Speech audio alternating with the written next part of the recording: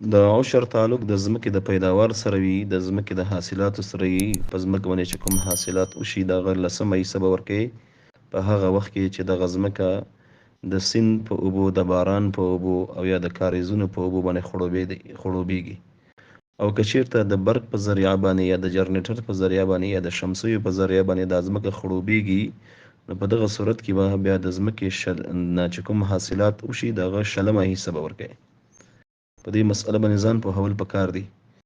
که چیرته ځمکه د باران یا د خوړ یا د چینو او یا د کوهیانو په اوبو باندې خړوبېدله، خو دا اوبه په خپله را روانې وي، د برق په ذریعه باندې یا د شمسیو په ذریعه باندې دا اوبه نه راتلې، نو په دغه صورت کې به چې ځمکه کوم حاصلات وکړي دغه لسمه حصه به ورکوي.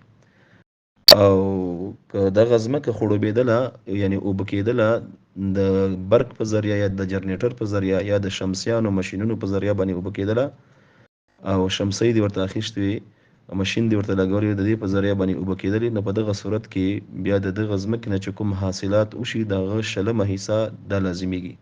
هغه که هر څه د ځمکې حاصل وي دغه شلمه حصه به ورکوي.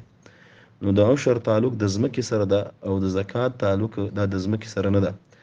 زکات د مال سره، د سرو زرو د سپینو زرو سره، د مال او د سرمایې سره تعلق لري او هغه هر کال سړي باندې لازمیږي که پیسې باندې کاروبار کوي او که همداسې ورسره ایښي وي چې کله نصاب ته ورسیږي زکات ور باندې لازم ده.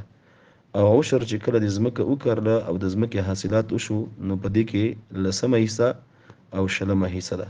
لسمه حصه هغه ځمکه چې باران او خوړونه چینه اوبه کوي، شلمه حصه هغه ځمکه چې شمسیو باندې اوبه کېږي، شمسیو باندې اوبه کېږي، په برق باندې اوبه کېږي، جنریټر باندې اوبه کېږي او مصرف ور باندې اضافه کېږي، نو په هغه صورت کې شلمه حصه ده. او که یو سړی راولګېږي د فصل یې کرلي، مثلا غنم یې کرلي وي یا لوبیا کرلي وي یا بادام نور میوجات کرلي وي او هغه مصرف شي ورنه او عشر یې پرېښی وي، نو د عشر بیا قیمت ورکول دا جایز دي. خو د عشر قیمت به ورکوي په هغه وخت قیمت به حساب کوي چې کوم وخت کې تا حاصلات د ځمکې نه راووتل او پاخه شول، او په هغه وخت کې چې څومره قیمت و نو په هغه اندازه باندې که لسمه کېدله لسمه حصه قیمت به ورکوي او که شلمه کېدله نو شلمه حصه قیمت به ورکوي.